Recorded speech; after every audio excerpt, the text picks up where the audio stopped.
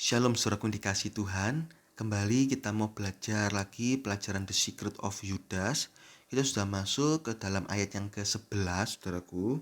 Di ayat yang ke-11 ini kita sudah belajar tentang jalan hidupnya Kain. Ingat, jalan hidup Kain itu dosa dalam hati, keras hati dalam dosa. Akhirnya dosa dalam hati itu meluap melalui perbuatan dosa. Tapi tidak ada penyesalan dalam hidup Kain. Dan Kain mengalami akibat dosa yang begitu dahsyat. Walaupun demikian dia tetap keras hati sehingga binasa di neraka. Itu jalan hidup Kain, jangan kita tiru. Sekarang kita mau lihat jalan hidupnya Bileam. Itu dikatakan dalam 11b itu mengejar dengan tamak menuruti kesalahan-kesalahan Bileam karena upah. Bileam ada tokoh kedua yang mewakili orang fasik, di mana dia dikatakan mengejar upah dengan tamak. Itu jelas Yudas 1 ayat yang ke-11. Saat itu Balak, orang Moab, takut melihat orang Israel menghancurkan orang Amori. Saudara bisa baca ini kisahnya dalam Bilangan 22, 23. Itu ceritanya saudaraku. Mulai dari ayat yang kedua, Bilangan 22 ayat 2 dan seterusnya. Saya nggak akan bacakan satu persatu ayat, saya akan ceritakan garis besarnya. Balak itu takut itu melihat orang Israel menghancurkan orang Amori. Dia takut. Oleh karena itu Balak, itu orang Moab, dia mengirim utusan kepada Bileam bin Beor yang ada di Petor. Petor itu dekat sungai Efrat, itu di ayat yang kelima. Kalau saya baca ayat yang kelima, ayat yang keenam, ketujuh itu merujuk pada Bilangan 22. Itu biar cepat ya saudaraku. Bileam ini merupakan nabi bukan dari Tuhan, jelas. Kenapa? Karena dia disebut juru tenung. Itu di ayat yang ketujuh. Berarti bukan dari Tuhan. Dia diminta untuk mengutuki bangsa Israel. Karena Bileam ini terkenal dengan ucapannya. Barang siapa Bileam ucapkan kutuk, terkutuklah. Barang siapa Bileam ucapkan berkat, terberkatilah. Oh, luar biasa. Ini juru tenung. Dahsyat, tentu ini bukan dari Tuhan. Dari pihak siapa kalau bukan dari Tuhan? Dalam dunia ini hanya ada dua, yaitu Allah dan iblis. Dari iblis, dari setan, saudaraku. Nah, terbukti itu di ayat yang ke-6. Ayat ini terkesan memang Bileam ini nabi dari Tuhan. Terkesannya seperti itu, tapi ini bukan. Hati-hati. Ayat selanjutnya ini akan menjelaskan lebih detail bahwa Bileam ini bukan nabi dari Tuhan. Jangan sampai kita terkecoh dengan nubuatan, dengan mujizat-mujizat. Karena akan datang nabi-nabi palsu yang bisa menyesatkan orang beriman. Walaupun datang dengan nama Tuhan sekalipun, hati-hati, tidak boleh. Itu dalam Markus 13 ayat 21-22, Lukas 21 ayat yang ke-8. Hati-hati, banyak nabi-nabi palsu. Ciri-cirinya apa, saudaraku? Ciri-cirinya jelas. Kalau nabi Tuhan, ini bedanya nabi Tuhan dan bukan nabi Tuhan. Kutuk atau berkat harus sesuai kehendak Tuhan. Itu nabi Tuhan. Ulangan 18 ayat yang ke-18. Nggak bisa sembarangan mengucapkan kutuk, mengucapkan berkat. Misalnya si A berbuat dosa, dia ucapkan berkat, itu bukan nabi dari Tuhan. Kalau si A berbuat dosa, nabi dari Tuhan pasti akan menegur, ucap kutuk, kamu salah, ada akibatnya, ada hukumannya. Daud salah menghitung bangsa Israel. Ayo, ada 3 pilihan. Terus juga Daud salah Batsyeba, tentang Batsyeba, itu Nabi Nathan menegur Daud. Jelas itu nabi dari Tuhan. Bukan orang dosa diberkati. Seperti Ahab, nabinya Ahab itu diberkati pada waktu Ahab mau berperang. Tapi Yosafat bilang apa? Adakah nabi dari Tuhan di sini? Nah, jelas kan?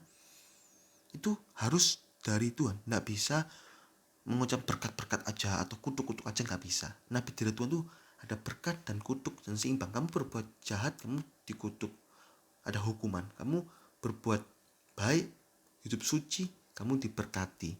Nah, itu berkat dan kutuk harus sesuai kehendak Tuhan. Kedua, nubuatannya itu harus jadi kalau nabi dari Tuhan. Ulangan 18 ayat 20-22. Nabi bukan dari Tuhan, biasanya nubuatannya nggak jadi. Karena dia bernubuat menurut kehendaknya. Ketiga, nasihatnya itu sesuai dengan firman Tuhan, tidak bertentangan. Itu nabi dari Tuhan. Ulangan 13 ayat 1-4. Saudara bisa baca itu, saudara. Walaupun nubuatnya jadi, tapi jika nasihatnya bertentangan dengan firman Tuhan, dia sudah bernubuat jadi buat mujizat, tapi nasihatnya bertentangan dengan firman Tuhan, itu tetap bukan nabi dari Tuhan. Jangan kita ikuti, saudaraku. Nah, itu jelas ya, bedain nabi dari Tuhan dan bukan nabi dari Tuhan.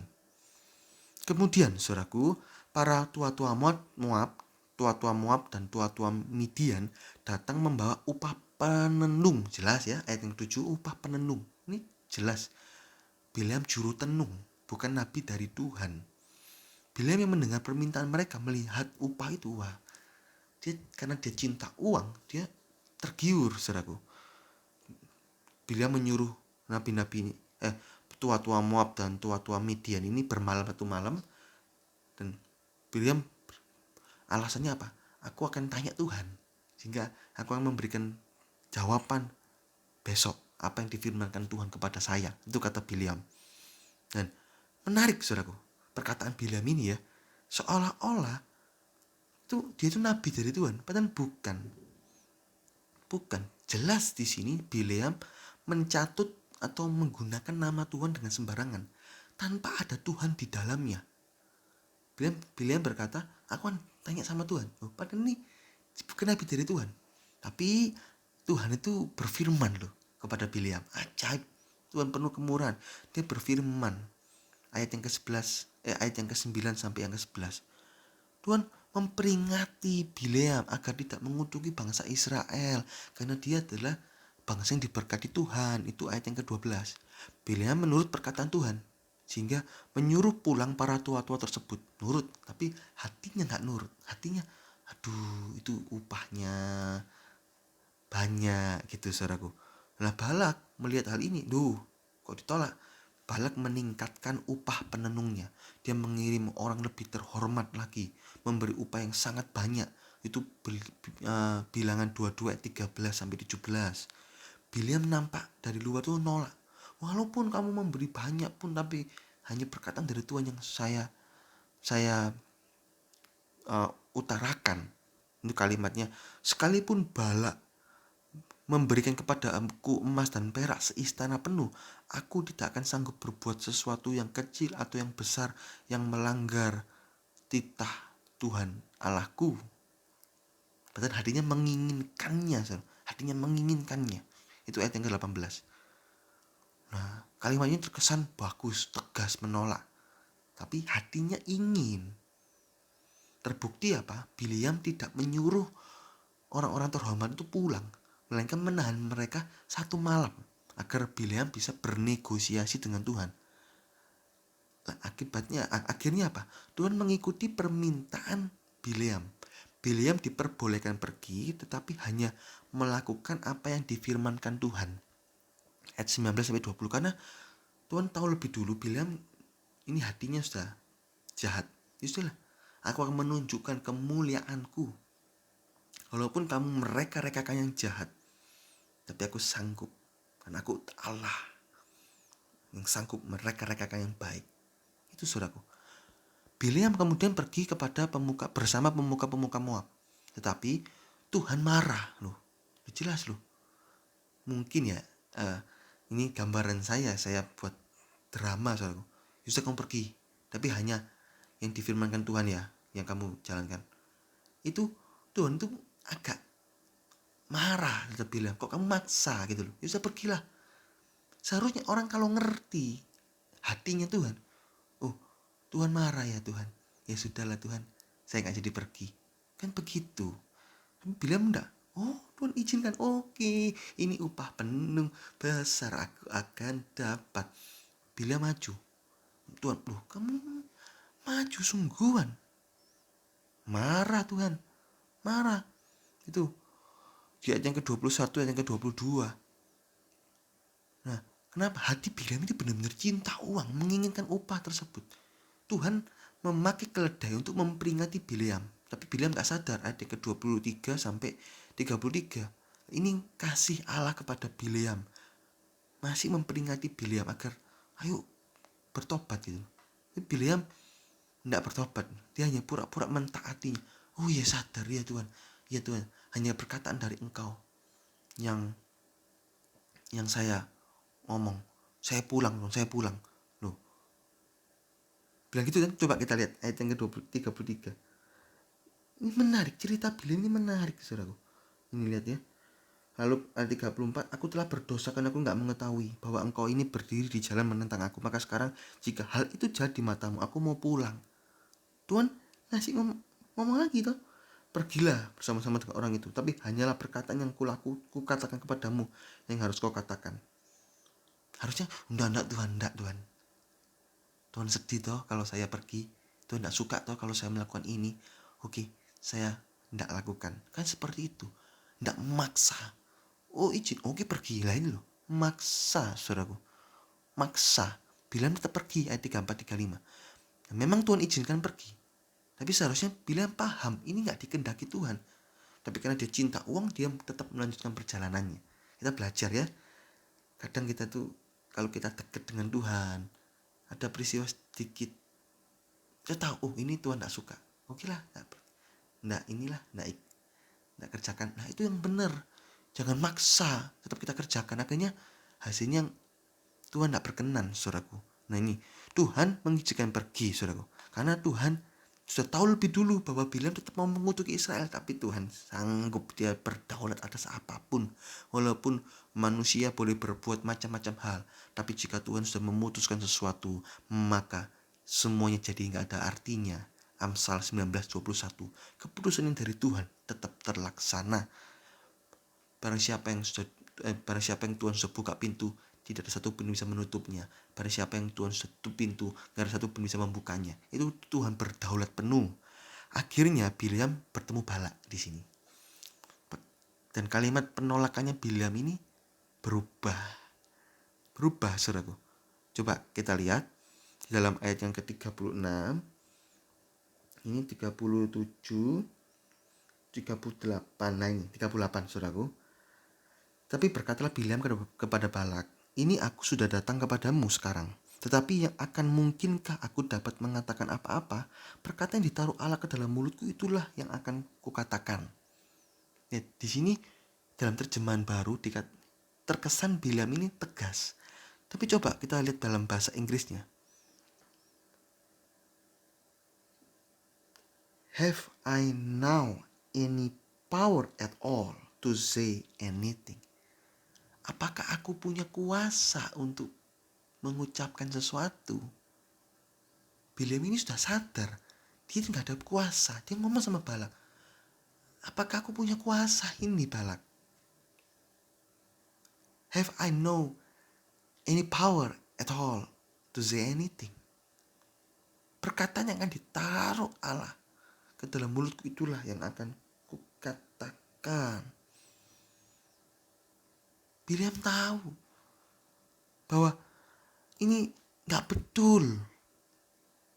Dan Tuhan berdaulat. Tapi dia begitu cinta uang. Dia memaksakan kehendaknya. Ini mungkin Bileam berpikir bahwa mungkin Tuhan mengizinkannya untuk mengutuki Israel. Tapi nyata tidak.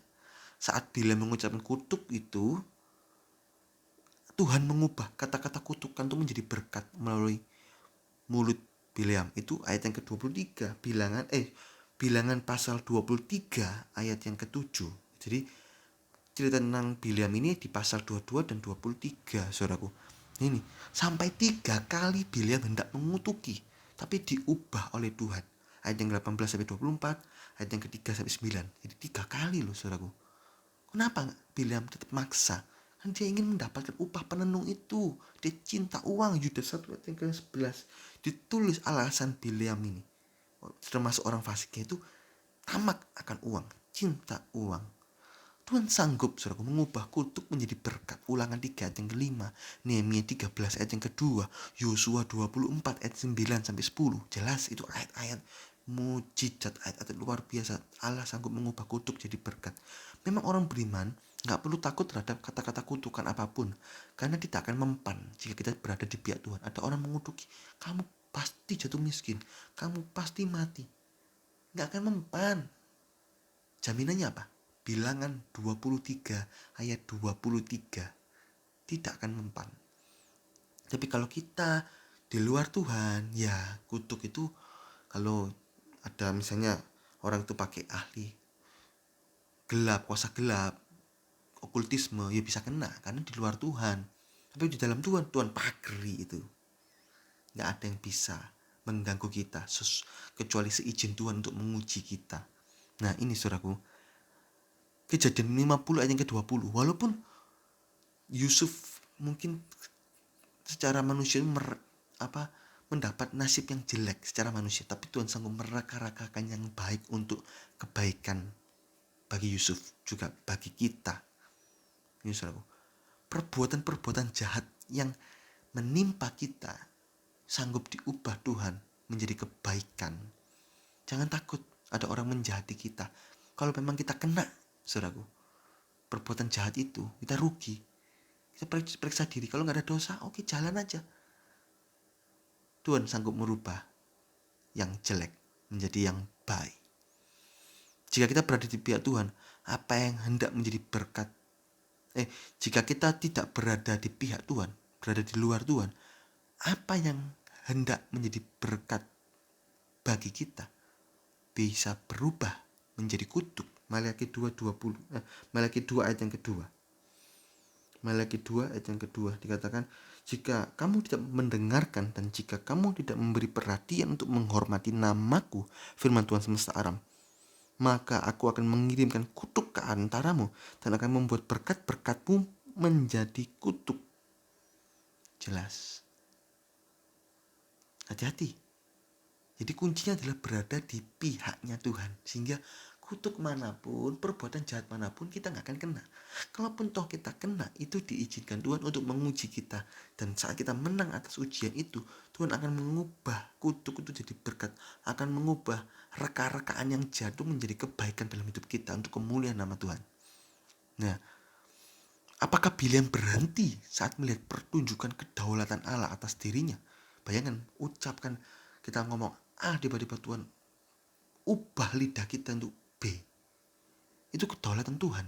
Bileam melihat, merasakan, mengalami hal itu. Apakah dia bertobat? Tidak. Bileam tidak bertobat. Bileam tetap cinta uang. Sehingga menasihati Balak itu dalam Bilangan 31 ayat yang ke-16. Ini lihat ya. Bukankah perempuan-perempuan ini atas nasihat Bileam menjadi sebabnya orang Israel berubah setia terhadap Tuhan dalam hal Peor, sehingga itulah turun ke antara umat Tuhan. Ini Wahyu 2 ayat 14. Wahyu 2 ayat 14. Tetapi aku mempunyai beberapa keberatan terhadap engkau. Di antaramu ada beberapa orang yang menganut ajaran Bileam. Ini ajaran Bileam, nasihat Bileam, yang memberi nasihat kepada Balak untuk menyesatkan orang Israel supaya mereka makan persembahan berhala dan berbuat zina. Ini nasihat Bileam. Ini fasik, saudaraku. Dia tetap cinta uang, dia memberi nasihat kepada Balak, ayo kamu kirimlah perempuan-perempuan agar Israel jatuh dalam dosa berzina sehingga terkena kutuk dari Tuhan. Jadi kita gak perlu ngutuki. Karena Israel jatuh dalam dosa, kutuk itu turun.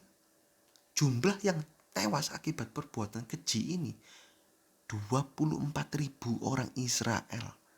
Bayangkan dalam Bilangan 25 ayat 1 sampai 18. Saudara bisa baca itu. Itu nasihat Bileam. Menyeramkan ya. Nasihat yang jahat itu jika diikuti bisa menghasilkan perkara yang dahsyat. Bayangkan 24.000 orang mati. Dan Balak senang, wah 24.000 orang mati. Bener kamu Bileam, oke, saya kasih upah penenuh yang banyak. Cinta uang, akar dari segala jenis kejahatan. Ide-ide dosa, ide-ide jahat, ide-ide yang keji muncul gara-gara cinta uang, saudaraku. Akhirnya Bileam juga mati terbunuh dalam Bilangan 31 ayat yang ke-8. Bileam binasa akibat perbuatan yang jahat. 2 Petrus 2:15. Bebal, keras hati, walaupun sudah diperingati tetap tidak bertobat. Ini saudaraku, dari peristiwa Bileam ini kita bisa belajar bahwa cinta uang itu merupakan akar dari segala jenis kejahatan. 1 Timotius 6 ayat 9-10. Orang yang fasik merupakan orang yang cinta uang juga. Oleh karena itu kita harus membuang segala cinta uang ini. Hendaklah kita mencukupkan diri dengan apa yang ada dalam hidup kita dari Tuhan. Ibrani 13 ayat 5. Karena orang-orang seperti ini tidak akan ditinggalkan. Sekali-sekali aku tidak akan meninggalkan engkau. Itu kata firman Tuhan. Orang yang belajar berpada atau puas dengan apa yang ada, maka Tuhan tidak akan meninggalkan orang tersebut. Maka pada akhir zaman itu akan sudah dinubuatkan saudaraku, bahwa banyak orang akan menjadi hamba uang sehingga hidupnya menjadi rusak. 2 Timotius 3 ayat yang kedua. Kita nggak bisa mengabdi kepada dua tuan, kepada Allah dan kepada Mammon. Mammon itu uang. Matius 6:24 saudaraku. Karena pasti akan salah satu ditinggalkan, yaitu Allah. Alasan cinta uang merupakan akar dari segala kejahatan adalah rasa tidak puas akan uang. Pengkhotbah 5 ayat yang ke-10. Orang nggak puas akan uang akan terus memburu uang. Jadi budaknya uang. Dan dia melakukan segala cara untuk mendapatkan uang. Ini saudaraku, menyiksa dirinya dalam berbagai duka. Itu kata 1 Timotius 6 ayat 9-10. Hati-hati. Apakah kita nggak boleh kaya? Boleh. Kita boleh jadi orang kaya. Tapi kita tidak ingin jadi orang kaya. Ini saudaraku. Ini termnya Alkitab. Ini pembahasannya sudah selesai saudaraku. Jadi jalan hidup Bileam adalah jalan hidup cinta uang. Sehingga jadi fasik. Dan rencana ide-ide jahat. Karena cinta uang itu begitu dahsyat. Sampai membunuh 24.000 orang Israel. Berbuat zina. Berbuat penyembahan berhala saudaraku. Ini sudah selesai pembahasan. Tapi saya teringat ada satu term Alkitab bahwa jangan kita ingin kaya. Kita boleh jadi orang kaya, tapi jangan ingin kaya. Ini Amsal 28:20. Orang yang dapat dipercaya mendapat banyak berkat, tapi orang yang ingin cepat menjadi kaya tidak akan luput dari hukuman. Ya. Ingin kaya, tak boleh.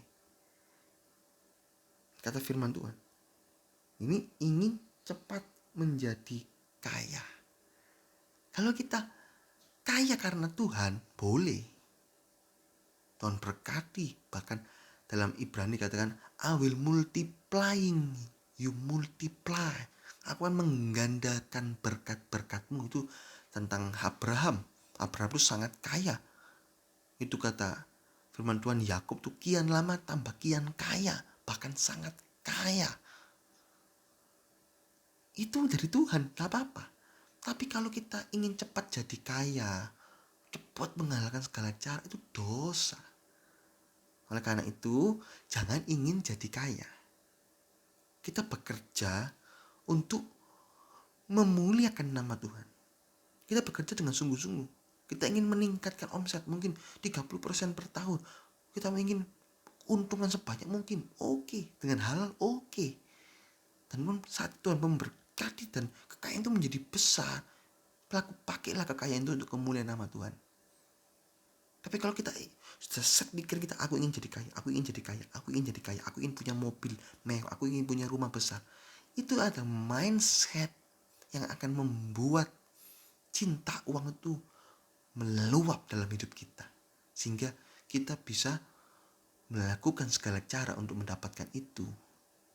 Tapi kalau kita gak ingin jadi kaya, oke, aku ingin jadi orang cukup. Cukup kalau Tuhan izinkan beli mobil cukup. Kalau izinkan beli rumah cukup. Kalau izinkan bisa berlibur ke luar negeri cukup. Itu jadi orang yang cukup. Tapi kalau Tuhan berkati kita jadi orang kaya berlebih-lebih, pakailah untuk kemuliaan nama Tuhan. Itu bonus. Carilah dulu kerajaan Allah serta kebenarannya, maka semuanya akan ditambahkan, akan diberikan kepadamu.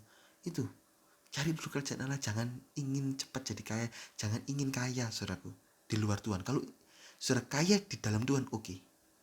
Ini term Alkitab ya, jelas ya. Ingin cepat jadi kaya. Kalau ingin kaya aja tapi gak cepet-cepet, gak apa-apa gak?